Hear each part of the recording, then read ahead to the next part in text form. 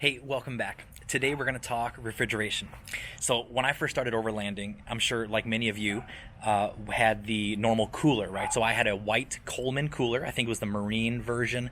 Wirecutter.com said it was the best bang for your buck. So it was good enough, kept ice pretty cold for a while, but it wasn't as good as like a roto-molded, like a Yeti or RTIC, those kind of Arctic brands. But it was good enough. It was $80. It was okay. But inevitably, you have to go to the gas station, get ice, and then load everything up. It's kind of a pain in the butt, heavy with the ice especially. And then by day 2 or day 1.5 or day 1, if it's hot out, you're ending up pulling up, soggy cardboard packages out of this water, or pulling meat or whatever out of water at the bottom of the cooler, which was pretty annoying. Then I'd look over and see guys that have refrigerators that they spent $1,000 for, and I'm like, golly, that looks amazing. And I kept on hearing people talk about how getting a refrigerator was the best thing they ever did for overlanding and car camping.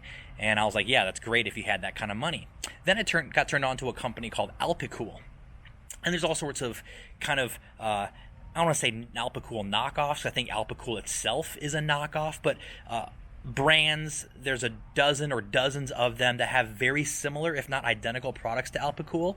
A lot of times even with the same model numbers. They really aren't trying to shake it up. It's like a different label on it. So like Massimo, not the surfing company from back in the day, but Massimo, Causeway, they're essentially the same products as Alpicool. And I started with a C15, which is a very small refrigerator, but it was very cheap too, I think $150. And then when I got that, I realized it was too small.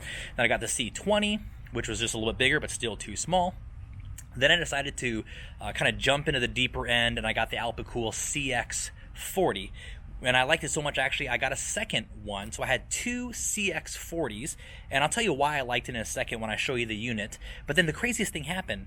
In the last 6 weeks, I've had these for almost a year now. In the last 6 weeks, both of them have failed with the exact same symptoms. They would turn on. It would show that the temperature inside the unit was like 80 degrees, so not refrigerated. The cooling would work, so I could set it to 32 degrees, but it just wouldn't start cooling.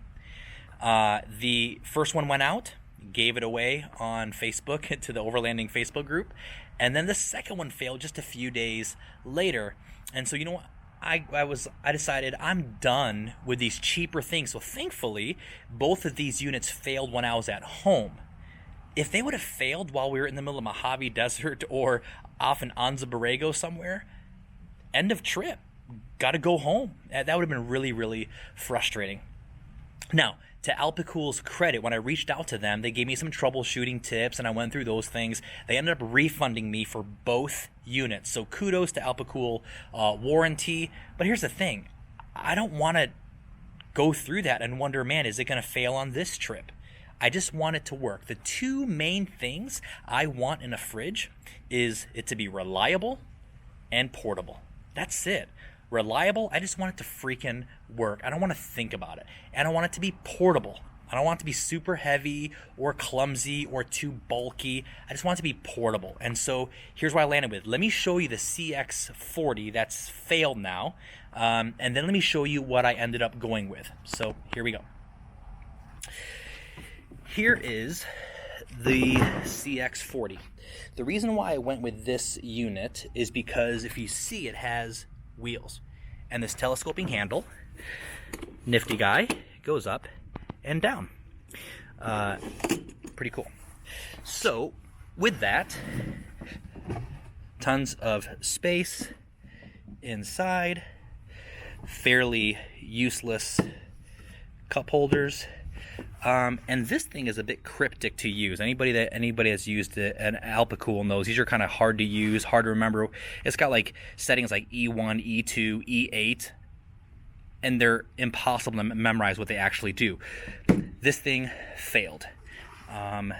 You plug in the DC or AC adapter into the side, and it just stopped working. So I'll give this one away. So here's what I ended up going with. Reached out to a company called ICECO. They happen to be about 45 minutes from where I live in central Orange County, and I kept on hearing people talk about this company, ICECO, which I've never heard about. What you typically end up having in the refrigerator market is you have the Alpicools that are cheap, but they're cheap. And then you have like the Dometics, the Engels, that are the winners, that are like super expensive, but super reliable. A lot of guys run that, and I totally get why you do. I just can't spend $1,500 for a fridge. Then you have companies like ICECO that are entering the game. And actually, I wouldn't say entering the game. These guys actually do a lot of the refrigeration units for like Mercedes, their refrigerated trucks and trailers. These guys make it. They are not new to the game, but they're new to a lot of people, including myself. And so because they were local and because I kept on hearing people talk about them and how much they love them, I decided to go to their headquarters today and check them out. The big thing about this company is they have this, the ICECO compressor.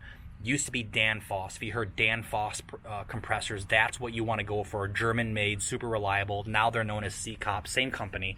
But here's what I like about this. This is why I went with their new product, TR series. You're not going to find this on their website because they're not. I think they're only doing wholesale right now on these. But if you call them up directly, you can buy one of these from them. So it has wheels on the side. They have these handles. Lou from ICECO says they're working on some different handles, so I'll update you on that. This is simply just a first look at the unit. I haven't barely even used it. I literally got home just a little bit ago. This side I have longer, so it's easier to lift up and pull with the wheels. The way their side works here, super easy. This switch is for 1, 2, 3 different levels of cutoff. So if you see level 1, 2, 3, I'm not sure if you can read that. This is the voltage it cuts off. So I have it set it to the lowest, let my battery run down. Fuse built in right there. On the Alpicool, you had to open it to get to the fuse. And then you plug your DC or AC adapter into that. So how it works is you have your, golly, this is all tangled up. Sorry about that. So this actually goes to this. You plug it into your car. This AC adapter, it's all tangled up, but this AC adapter plugs in to this. Plug your DC into that, and then you can plug it into the wall. This is so easy to use. You literally turn it on with one button, go from max to eco mode with that button, press these two buttons to go Fahrenheit or Celsius, and then you use these two buttons to turn the temperature up and down. It's that simple. This will read out your current temperature inside the unit, and when you switch it, it'll switch to what you have it set to, and then it'll go back to the actual current temperature. Here's what's cool too. Clasp, okay? You have your refrigerated unit, and then you have like your, it's still refrigerated on this section, but it's a little less.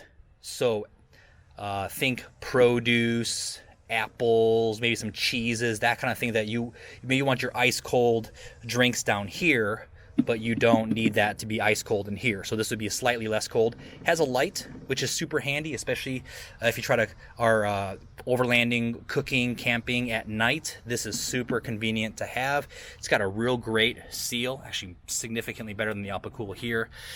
Here's actually a feature I like too. We keep this fridge in the garage. Our fridge is in the garage. It becomes our garage fridge when we're not camping. And it's kind of a pain in the butt to haul this in and out of the house. So this basket is sweet, because then you can just take this basket, fill it up in the house with all the stuff, and then drop it in there when we go camping. And then when you come back home from the trip, take this out, put everything back in the house, in the fridge, and then drop the basket back in the fridge or in the garage. So that's how that works. What's cool too with this is, I don't know if you can tell, there's grooves, and so it opens up this way. But say you want it to be the opposite, you can easily take this thing off, flip it around, and have it open from the other side, depending on what's most beneficial for your car setup. Probably where your power is. Now, I'm going to do some more long-term testing. We're going to go to Zion here in a little bit, and so I'll do some more testing. I'm going to plug this into a Rockpals 500 watt-hour battery. We'll see how that goes. I charge that Rockpals battery with 280 watt Rockpals solar panels. I did another video on that. So that's kind of the setup. So this is the first look of the ICECO. This model number is a TR60. Yeah, at some point I'll have an affiliate code or a discount code for you so you can get 15% off or so on this unit or any of their units. They have a bunch of other units. This is the one I really was interested in, mainly because, again, portability. But there are a bunch of other videos. If you just look up ICECO, there's a bunch of other videos that show power consumption and that kind of thing. They all pretty much use the same compressor. So if you look at like the what's their series? I think the VT series. There are other series with like 45 liter and 60 liter coolers, fridges. They all use the same compressor. So if you watch those videos, you'll get an idea of their power consumption and that kind of thing. I'm not going to go into that. Actually, I'm going to meet with Lou at ICECO here in the next couple weeks, and we're going to do a video. He'll walk us through the technical specs as well as their whole product line, so you get familiar with them. I would love to see ICECO thrive because, again, there are not many options in this segment of the market. There's the cheap stuff that's cheap, so it's portable, but it's not really reliable. And then there's the super high end of the Dometics and Winters and Engels and that kind of thing that are out of my price range, but they're very reliable. This is the sweet spot. Reliable and affordable. So this fridge I think is $700. This is towards their higher end. And just so you know, they're not paying me to do this. I'm not making any money off of this. I just believe in this company and this product for now. If it fails, I will let you know. So this is a first look. I'll give you a more updated video as time goes on, and I'm able to actually put it through its paces. If you have any questions, put them in the comments below and I'll answer them as best as I can. Other than that, I think that's about it. Have a great one and get out there. Stay safe.